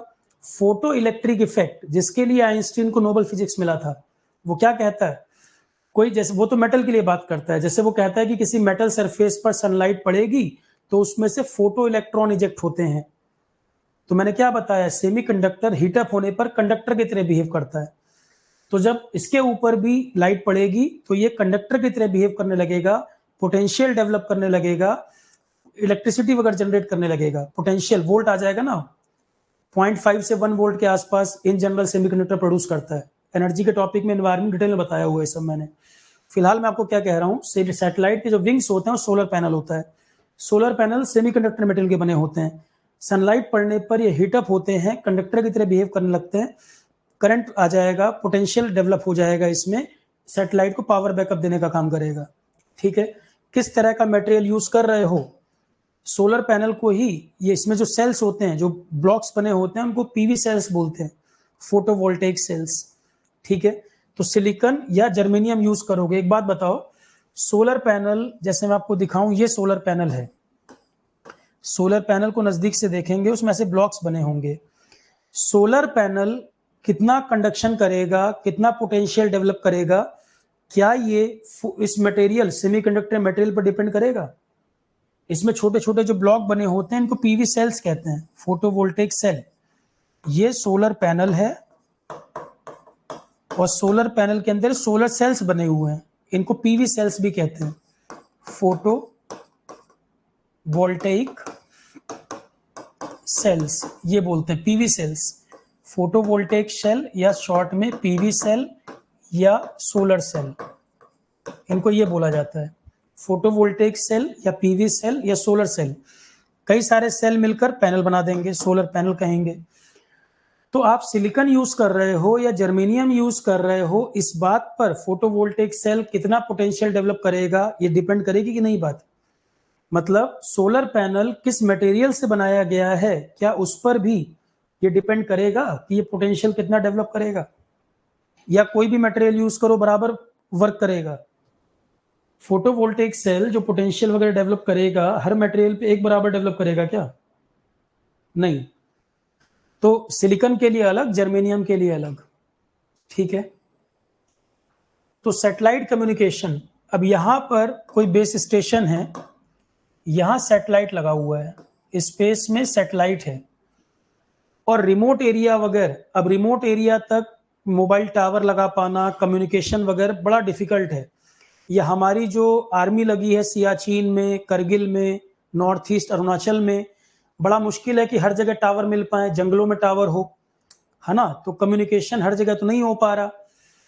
इतनी लंबी दूरी का कम्युनिकेशन आपको करना हो जहां पर इंफ्रास्ट्रक्चर भी नहीं है कम्युनिकेट करने के लिए, सैटेलाइट कम्युनिकेशन कंसेप्ट वहां पर काम आ जाएगा, रिमोट एरियाज वगैरह के लिए बहुत यूजफुल है। यहाँ पर एक स्टेशन है, यहाँ से सिग्नल को आपने ट्रांसमिट किया, यहाँ से आप सिग्नल को ट्रांसमिट कर रहे हैं, सिग्नल सैटेलाइट तक गया और सैटेलाइट से टकराकर दूसरे हिस्से में ये सिग्नल रिसीव हो गया, यहाँ ये सिग्नल रिसीव हो गया, ये रिसीवर है। तो इतनी ऊंचाई से, इतनी ज्यादा हाइट से सिग्नल आ रहा है, रिफ्लेक्ट होकर आ रहा है, तो लॉन्ग डिस्टेंस कवर कर सकते हैं ना। सैटेलाइट कम्युनिकेशन से बहुत लंबी डिस्टेंस हम कवर कर सकते हैं, रिमोट एरियाज वगैरह के लिए भी बहुत अच्छा कंसेप्ट है। पर इसके भी कुछ ड्रॉबैक्स हैं, आपको सैटेलाइट को इतनी हाइट पर भेजना होता है, कॉस्ट पड़ती है, महंगा पड़ता है, कई बार वेदर के हिसाब से भी सिग्नल लॉस होने लगता है, एटेन्युएशन वगैरह की प्रॉब्लम सुना होगा आपने, सिग्नल की जो पावर वो भी वीक पड़ने लगती है। ठीक है, ट्रांसड्यूसर वगैरह लगाने पड़ते हैं, ऐसे कंपोनेंट का नाम सुना होगा इलेक्ट्रॉनिक्स वालों ने।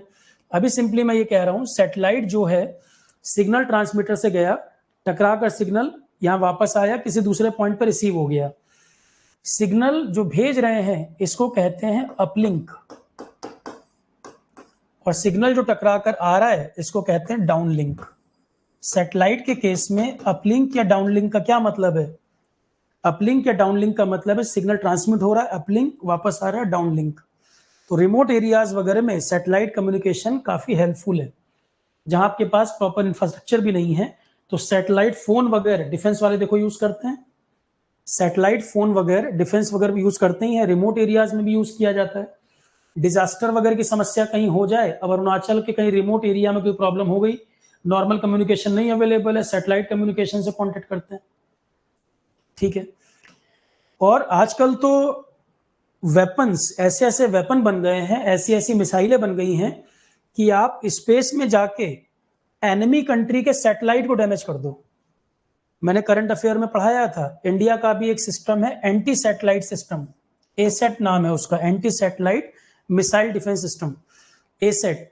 तो आजकल जो वॉर है वो हमारे एटमॉस्फेयर से निकल के स्पेस में पहुंच चुकी है, स्पेस वॉर शुरू हो चुकी है, कि आप अपना कोई मिसाइल भेजकर किसी एनिमी कंट्री के सैटेलाइट को डैमेज कर दो। सैटेलाइट को अगर डैमेज कर दोगे तो कम्युनिकेशन ही ब्रेक हो गया, कम्युनिकेशन आपने पूरा खत्म कर दिया। हर कंट्री के पास ये फैसिलिटी नहीं है, इंडिया ने भी डेवलप कर लिया, 4 कंट्रीज के पास है इंडिया भी डेवलप कर चुका है टेक्नोलॉजी। अमेरिका, चाइना, रशिया, ये 3 है, चौथा इंडिया है। तो स्पेस में अगर सैटेलाइट को डैमेज कर दे एनिमी के, तो कम्युनिकेशन ही ब्रेक हो जाएगा। और सैटेलाइट कम्युनिकेशन बहुत इंपॉर्टेंट होता है मिलिट्री वगैरह के लिए। रिमोट एरिया वगैरह में कहीं से भी वो कनेक्ट कर लेते हैं, तो कम्युनिकेशन ही नहीं हो पाएगा। ठीक है, सैटेलाइट कम्युनिकेशन का यही बेनिफिट। इंटरनेट वगैरह और फास्ट चलाना है, इंटरनेट वगैरह में भी देखो सैटेलाइट की मदद से हो पा रहा है आजकल। ये देखो सैटेलाइट जो मैंने अभी आपको फंक्शन बताया, अपलिंक डाउनलिंक, यहां से सिग्नल गया अपलिंक, सैटेलाइट से टकरा के सिग्नल वापस आया डाउनलिंक, कम्युनिकेशन एस्टेब्लिश हो रहा है इस तरीके से। ए और बी के बीच में कम्युनिकेशन इस तरीके से चल रहा है। ठीक है, सैटेलाइट सिस्टम के फायदे भी हैं, नुकसान भी हैं। एडवांटेज क्या है इसके, देखो एडवांटेज डिसएडवांटेज। डिसएडवांटेज तो ये है, सैटेलाइट को ऑर्बिट तक पहुंचाना बहुत कॉस्टली कंसेप्ट है, क्योंकि सैटेलाइट अपने आप तो जाएगा नहीं। सैटेलाइट को लेकर जाने के लिए रॉकेट की जरूरत पड़ती है। सैटेलाइट को लेकर जाने के लिए रॉकेट की जरूरत पड़ती है। जैसे इसरो के रॉकेट का क्या नाम है, PSLV, GSLV, RLV, TD।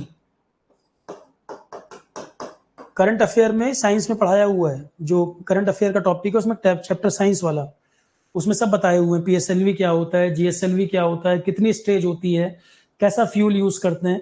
RLV क्या होता है, ऐसे लॉन्च व्हीकल जिनको दोबारा यूज कर सको, रीयूज कर सको। LV शब्द का मतलब होता है लॉन्च व्हीकल।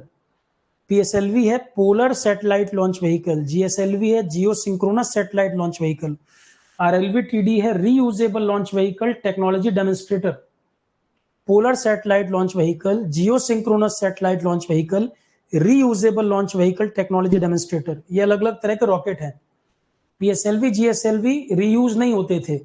RLV ऐसे रॉकेट है जिनको रीयूज किया जा सकता है। तो बहुत डिटेल में अब यहाँ पर नहीं जा रहा हूँ, करंट अफेयर में बताया हुआ है इसके बारे में। फिलहाल ये हम देखें सैटेलाइट डिसएडवांटेज क्या। सैटेलाइट को लॉन्च करना, ऑर्बिट तक पहुंचाना कॉस्टली अफेयर है।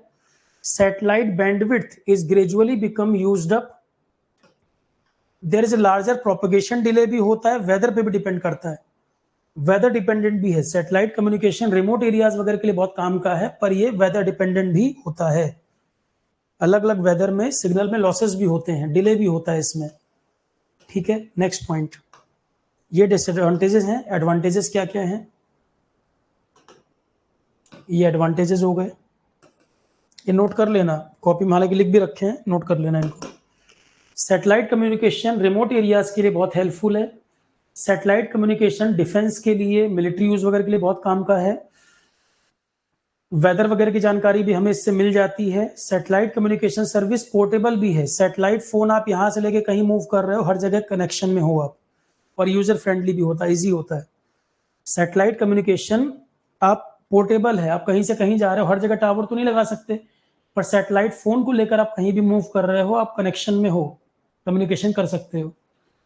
तो एक तो वहां पे हर जगह टावर आवर की वो चक्कर नहीं है। सैटेलाइट कम्युनिकेशन सर्विस पोर्टेबल होती है, आसानी से कहीं भी आप लेकर जा सकते हैं, और यूजर फ्रेंडली भी होता है, यूजर फ्रेंडली भी होता है। मेन इसका इस्तेमाल जो है डिफेंस वगैरह वाले करते हैं, मेजर जो यूज है डिफेंस यूज करते हैं, डिफेंस में।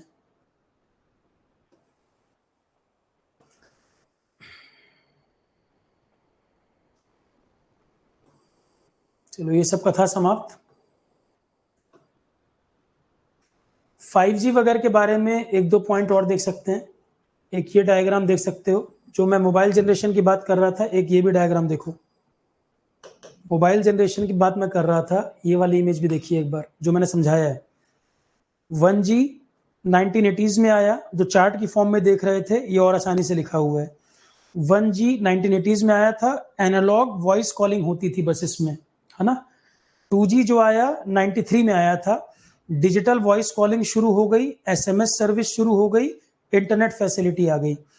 बेसिक डाटा सर्विस देखो, डिजिटल वॉइस कॉलिंग शुरू हो गई, SMS फैसिलिटी आ गई, और बेसिक डाटा सर्विस मतलब इंटरनेट मोबाइल में, इंटरनेट का मोबाइल में यूज शुरू हो गया।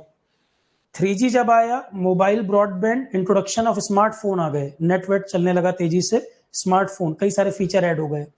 4G जब आया, fast mobile broadband internet protocol, IPTV भी चला पा रहे हो आप, शॉपिंग वॉपिंग कर पा रहे हो, सब गेमिंग शॉपिंग एडवांस लेवल की जो गेमिंग है वो भी कर पा रहे हैं। 5G और एडवांस, तो ये चार्ट से भी आप इनमें कंपैरिजन देख सकते हैं, इन सब में कंपैरिजन इस चार्ट से भी देख सकते हैं।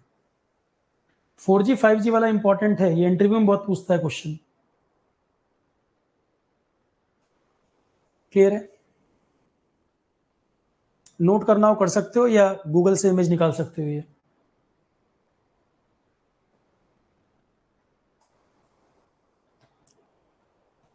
भाई सारी बात है आसानी से, मिनिमम टाइम में आसानी से अच्छे समझ में आए, सिर्फ हम की पॉइंट पे फोकस करें, क्या क्या एडवांसमेंट है, यहां से भी क्लियर हो गया। चार्ट से समझ आया नहीं आया, यहां से देखोगे तब भी क्लियर है बात। अल्टीमेट मोटिव ये है कि कंसेप्ट हमें दिमाग में बैठा कि नहीं। एक और 5G का मैं दिखाता हूं आपको शॉर्ट में। 5G के एडवांटेजेस, एक ये बहुत अच्छी इमेज है। 8 मेन जो फीचर्स हैं 5G के, यहां देखो लिख रखा है।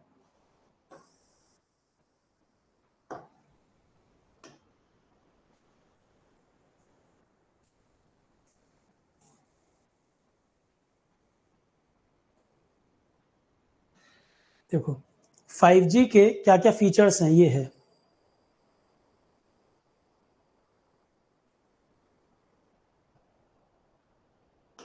ये डायग्राम क्या बता रहा है 5G के फीचर्स के बारे में। 5G technology is driven by 8 specification requirement. 5G technology में क्या क्या आपको मिल रहा है, up to 10 Gbps 10 GB per second data rate, 10 GB per second data rate. सोचो नेट वगैरह कितना फास्ट चलेगा इसमें, 10 Gbps स्पीड।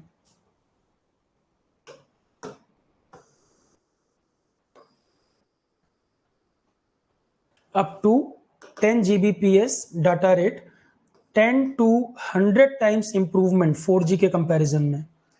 अभी 4G में जो आपको डाटा का एक्सपीरियंस हो रहा है उससे 10 to 100 times faster, up to 10 Gbps data rate, जो कि 10 से लेकर 100 टाइम ज्यादा फास्ट होगा 4G के कंपैरिजन में। एक फीचर तो ये है। दूसरा है लेटेंसी, सिग्नल का जो आना जाना जो लेटेंसी है 1 मिली सेकेंड। लेटेंसी जीरो तो नहीं हो सकती, पर लेटेंसी 1 मिली सेकेंड, इतना कम लेटेंसी सिग्नल ट्रांसमिट होने में। बैंडविड्थ पर यूनिट एरिया 1000 टाइम्स होगी 4G के कंपैरिजन में। ये जो कंपैरिजन बता रहा हूं 4G के कंपैरिजन में, 5G के अंदर 10 to 100 टाइम्स ज्यादा 4G के कंपैरिजन में डाटा ट्रांसफर रेट, डाटा ये इतना फास्ट होगा नेट वगैरह। 1 millisecond latency, latency minimum, 1000 times ज्यादा bandwidth available per unit area. Network, जैसे कई बार आप ट्रेवल करते हो, आपके फोन की बैटरी जल्दी जल्दी ड्रेन होती है। ट्रैवलिंग में आप देखोगे फोन की बैटरी बहुत जल्दी खत्म होती है, बैटरी लाइफ ज्यादा हो जाएगी, बढ़ जाएगी। नेटवर्क एनर्जी यूजेज में 90% रिडक्शन हो जाएगा। फोन की बैटरी नेटवर्क जो खा जाता है, नेटवर्क आता जाता है बार बार, बैटरी बहुत तेजी से ड्रेन होती है, उसमें 90% कमी आ जाएगी। नेटवर्क एनर्जी यूजेज में 90% का रिडक्शन हो जाएगा। तो ये सब फीचर्स हैं। बैंडविड्थ अवेलेबिलिटी काफी ज्यादा, 100 टाइम्स गैजेट्स आप कनेक्ट कर सकते हो और सब चलेंगे। अभी क्या होता है, बहुत ज्यादा डिवाइस अगर कनेक्ट कर देते हो तो कभी कभी आपको स्पीड वगैरह का प्रॉब्लम, हैंग का प्रॉब्लम। 5G में और ज्यादा क्षमता है, 100 टाइम्स ज्यादा डिवाइसेस कनेक्ट कर सकते हो आप। तो इंटरनेट ऑफ थिंग्स का जो कंसेप्ट है, अब सोचो वो कितना एडवांस हो जाएगा। IoT में हम यही तो करते हैं, कई सारी चीजों को आपस में इंटरकनेक्ट करना। तो इंटरनेट ऑफ थिंग्स जो 4G टेक्नोलॉजी में आया, वो और काफी एडवांस हो जाएगा 5G आने पर, और ज्यादा कनेक्टेड डिवाइसेस आप यूज कर पाएंगे। 4G के कंपैरिजन में कनेक्टेड डिवाइसेस जो है और ज्यादा कनेक्ट हो पाएंगी 5G में।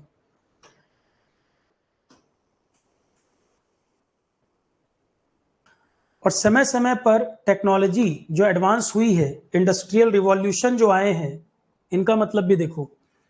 ये मैं आपको बता रहा हूं इंडस्ट्रियल रिवॉल्यूशन, इंडस्ट्रीज किस तरह से एडवांसमेंट हुआ है, इंडस्ट्रियल रिवॉल्यूशन कौन कौन से आए हैं।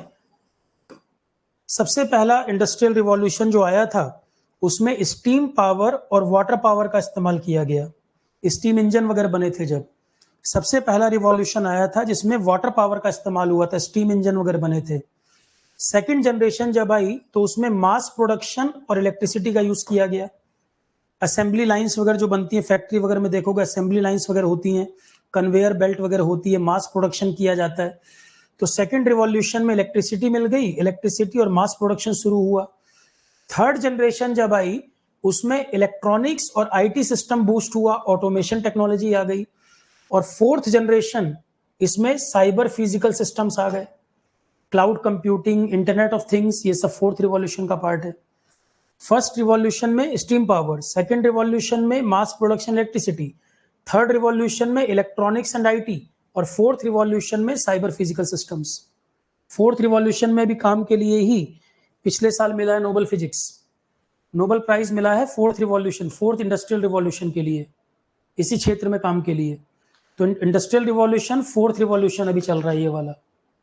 आईओटी वगैरह जो आप देख रहे हो, आर्टिफिशियल इंटेलिजेंस देख रहे हो, फोर्थ रिवॉल्यूशन का पार्ट है। Artificial intelligence, internet of things, ये सब फोर्थ रिवॉल्यूशन का part. Electronics, IT, automation third revolution. यही सब क्वेश्चन आते हैं।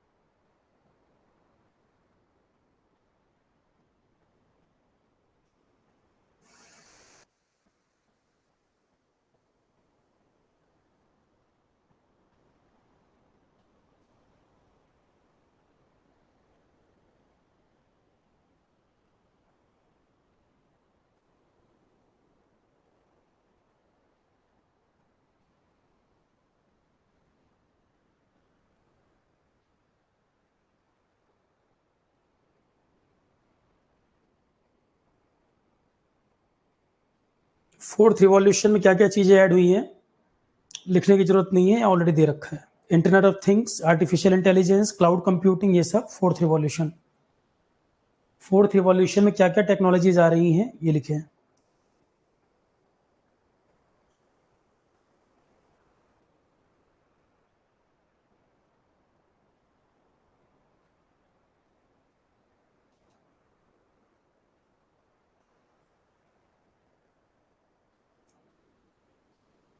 IoT, artificial intelligence, big data, cloud, cyber physical system, ये सब फोर्थ रिवॉल्यूशन।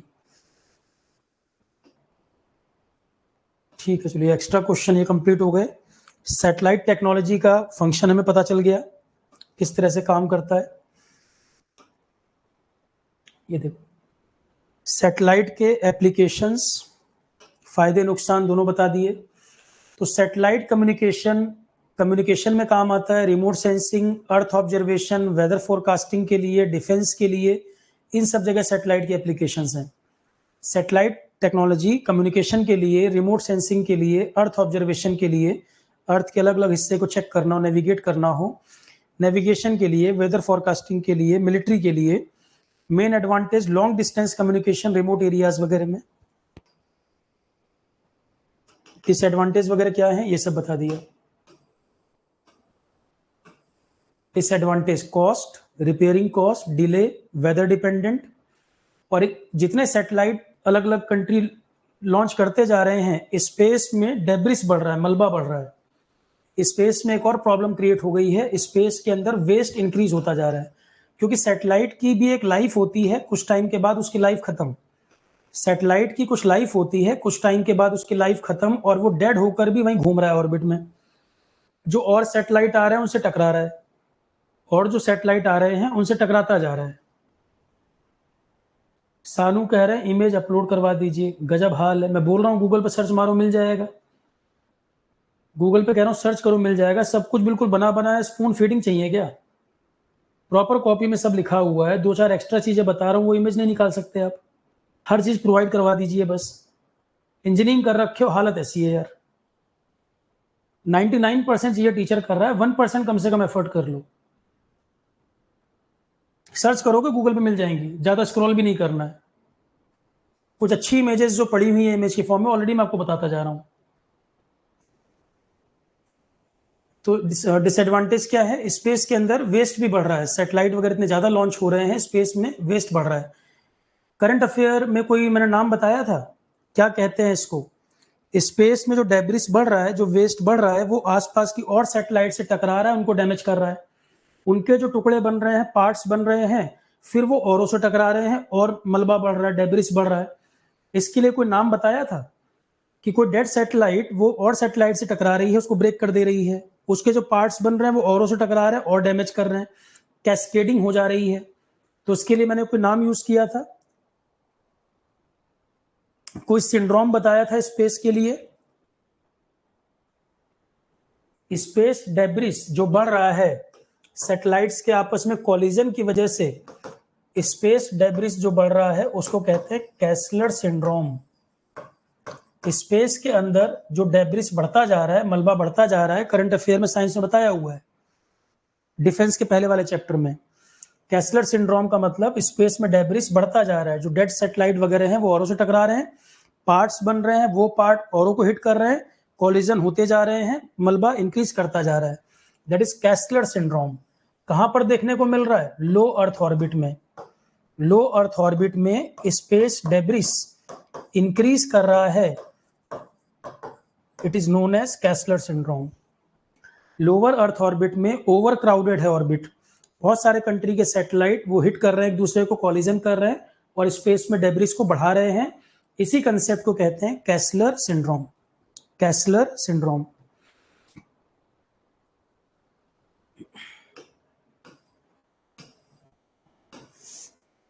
और सैटेलाइट में ट्रांसपोंडर वर्ड था, ट्रांसड्यूसर जो मैं कह रहा था ट्रांसपोंडर वर्ड था। ट्रांसपोंडर क्यों लगाए जाते हैं सैटेलाइट के अंदर, ट्रांसपोंडर का काम होता है, यहां से आपने सिग्नल भेजा अपलिंक, तो सिग्नल कुछ वीक हो जाता है, सिग्नल जब जाता है उसमें एटेन्यूएशन भी होती है, सिग्नल वीक हो जाता है, तो सिग्नल को एम्पलीफाई करने के लिए, सिग्नल की स्ट्रेंथ को मेंटेन करने के लिए सैटेलाइट में लगे होते हैं ट्रांसपोंडर। तो क्वेश्चन क्या है, ट्रांसपोंडर का क्या काम होता है, ट्रांसपोंडर का काम होता है जो सिग्नल आया है उसकी स्ट्रेंथ वीक हो गई होगी, ट्रेवल करने में कमजोर हुआ है, वीक हुआ है, एटेन्यूएट हुआ है, उसकी स्ट्रेंथ को मेंटेन करना। तो ट्रांसपोंडर सिग्नल को रिफ्लेक्ट करने से पहले, भेजने से पहले उसको एम्पलीफाई कर देता है, क्योंकि उसमें लगे होते हैं ट्रांसपोंडर। सैटेलाइट के अंदर लगे होते हैं ट्रांसपोंडर। ट्रांसपोंडर का काम है जो सिग्नल आया उसकी स्ट्रेंथ वीक पड़ गई होगी, दोबारा उसको एम्पलीफाई करके स्ट्रॉन्ग करके फिर वापस रिफ्लेक्ट करना, ताकि उसमें कोई इंफॉर्मेशन लॉस ना हो। तो ट्रांसपोंडर सैटेलाइट में लगा हुआ एक कंपोनेंट जिसका काम है आने वाले सिग्नल को एम्पलीफाई करना, उसकी स्ट्रेंथ को मेंटेन करना, फिर भेजना, जिससे सिग्नल का कोई लॉस ना हो। यहीं तक देखते हैं, अब इसके आगे कल। आज कई सारी अलग अलग टेक्नोलॉजी आपने सुनी है, अब इसके आगे कहानी कल। कल हम बात करेंगे वायर्ड कम्युनिकेशन और वायरलेस कम्युनिकेशन के बारे में, ऑप्टिकल फाइबर वगैरह किस तरह से काम करती है, वाईफाई वाईमैक्स कैसे काम करता है।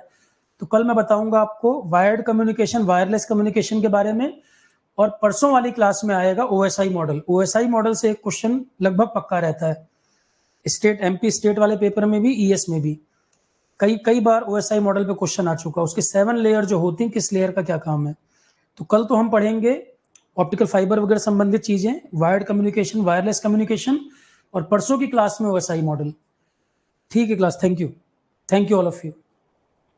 कुछ पूछना है किसी को तो पूछ लीजिए। इसीलिए एक एक टॉपिक हम ठीक से पढ़ते हुए चल रहे हैं, कहीं कोई हड़बड़ी नहीं है, जो पहले समझो पूरा समझ लो, फिर अगले टॉपिक की तरफ आगे बढ़े। तो कोई लंबी क्लास भी नहीं चल रही है, 1.25 घंटे 1.5 घंटे के आसपास ही पढ़ रहे हैं हम। एक टॉपिक कंप्लीट, नया टॉपिक अब शुरू करेंगे कल। मिक्सिंग नहीं करना चाह रहा हूं मैं, क्योंकि मैकेनिकल सिविल को टफ ना लगे मेनली ये चीज।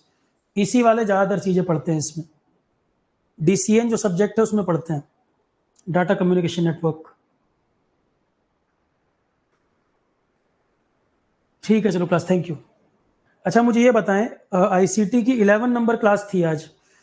अब जो भी लेक्चर 1 से देखना शुरू किया होगा, या जिसने 11 लेक्चर अभी तक पूरे किए हैं, क्या आईसीटी ठीक से समझ में आया है? आईसीटी क्या उन लोगों को ठीक से क्लियर हुआ है? जो टर्म्स वगैरह बताए गए हैं उसमें घालमेल या समझ में ना आ रहा हो ऐसा तो नहीं है? सारे वर्ड क्लियर हैं? कोई आपसे पूछ बैठे उस चीज के बारे में तो आप बता सकते हैं क्या? अभी तक 11 लेक्चर में जितना ICT हुआ है सारी चीजें क्लियर है। मैकेनिकल सिविल वाले खासकर मुझे बताएं, ये कोई मैकेनिकल सिविल वाला है वो बताए। झूठी तारीफ नहीं करना, जो एक्चुअल फीडबैक है वो बताइए मुझे। ऑफलाइन में तो आपका चेहरा देख के पता चल जाता था, अब ऑनलाइन में जो बताओगे वही मालूम चलेगा कि जो आप इस सब्जेक्ट से एक्सपेक्ट कर रहे थे क्या मैं उस तरीके से समझा पा रहा हूं आपको या नहीं, या कहीं कोई दिक्कत आ रही है।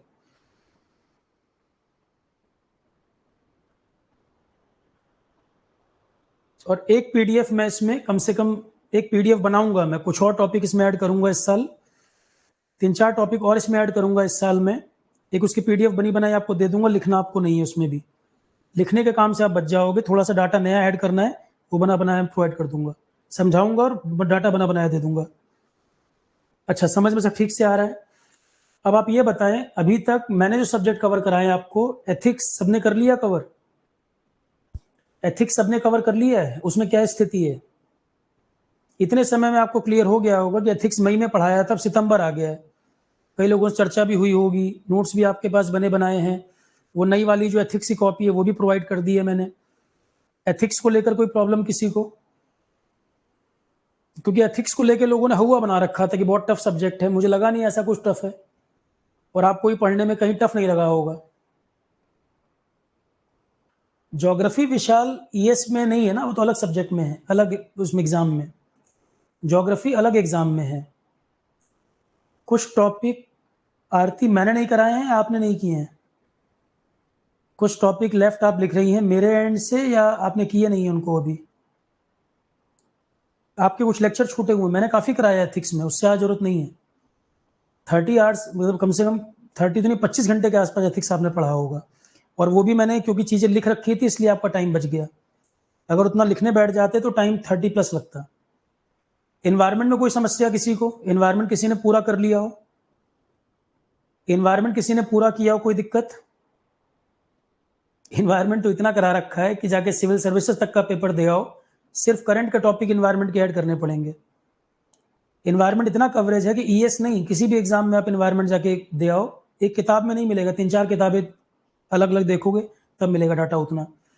करंट अफेयर में भी 50+ आवर्स के आसपास क्लास हुई है। करंट अफेयर में आपको साइंस, डिफेंस इतना करा रखा है कि और एग्जाम में भी काम आ जाए। स्टैटिक जीके और करंट दोनों कवर है। ठीक है, तो चौथा सब्जेक्ट आपका ICT करा रहा हूँ, इसके बाद आएगा प्रोजेक्ट मैनेजमेंट, फिर स्टैंडर्ड क्वालिटी। ठीक है, चलो class, thank you all of you.